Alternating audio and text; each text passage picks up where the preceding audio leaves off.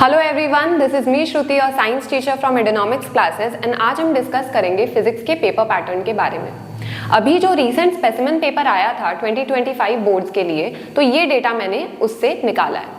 ये वीडियो आपको हेल्प करेगी कि किन चैप्टर्स में से कितने एमसीक्यूज आ सकते हैं, कितने शॉर्ट आंसर क्वेश्चंस आ सकते हैं और कितने लॉन्ग आंसर क्वेश्चंस आ सकते हैं। इस हिसाब से आप अपने स्टडीज को और अच्छे से प्लान कर पाओगे और आप डिसाइड कर पाओगे कि किस चैप्टर को आपको कितनी इंपॉर्टेंस देनी है। तो चलिए शुरू करते हैं। तो आपका जो फिजिक्स पेपर होगा उसमें दो सेक्शंस होंगे, एक सेक्शन ए, एक सेक्शन बी।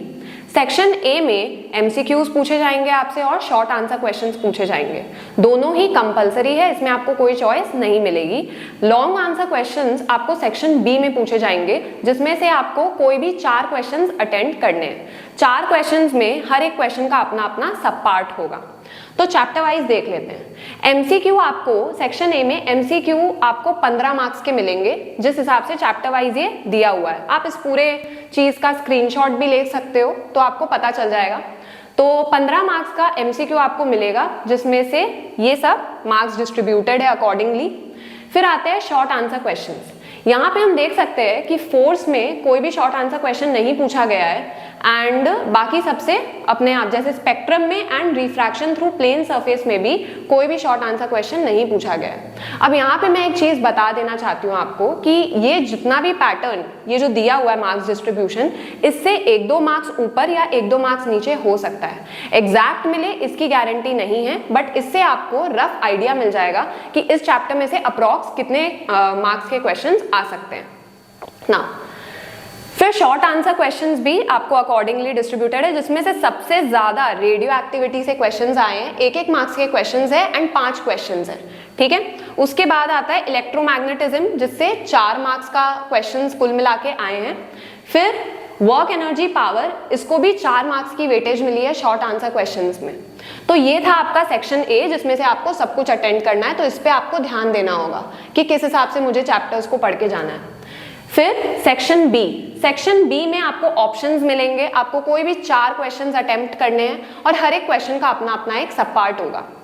तो फोर्स में से कोई भी लॉन्ग आंसर क्वेश्चन नहीं पूछा गया है। वर्क एनर्जी पावर में से 7 मार्क्स के सवाल आए हैं, मतलब 7 मार्क्स के क्वेश्चंस पूछे गए हैं। कुल मिला के 7 मार्क्स, ऐसे नहीं कि एक क्वेश्चन का वेटेज 7 मार्क्स का है, कुल मिला के 7 मार्क्स मिले हैं इसको वेटेज में। फिर machines 6 marks, refraction 8 marks, refraction through a lens 6 marks, spectrum भी 6 मार्क्स। तो ये आप देख सकते हो कि कितना ज्यादा इसको मार्क्स मिला है। फिर आते हैं साउंड। साउंड से आपको 7 मार्क्स के क्वेश्चंस मिलेंगे।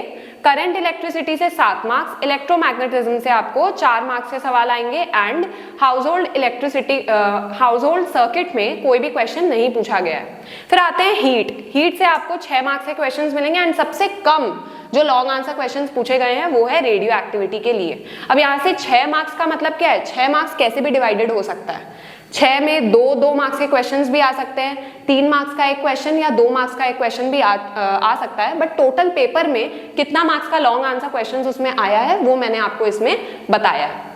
तो यही है आपका पेपर पैटर्न। आई होप आपको समझ में आ गया होगा कि किस चैप्टर को आपको किस हिसाब से वेटेज देना है, इंपॉर्टेंस देना है। तो इसी के साथ बहुत ही अच्छे से हमने अपना पेपर पैटर्न डिस्कस कर लिया है। आई होप आपको ये वीडियो हेल्पफुल लगी होगी।